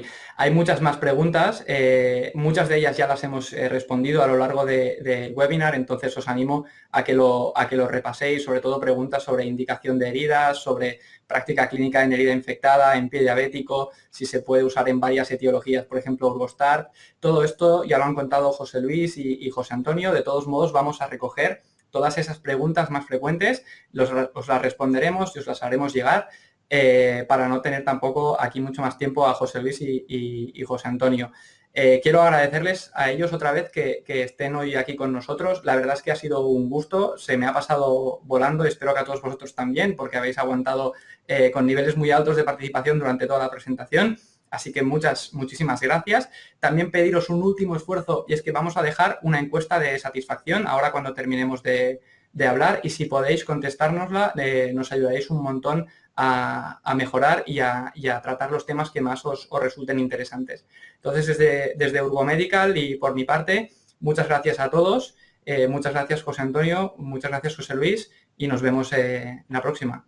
Un saludo a todos. Muy buena tarde.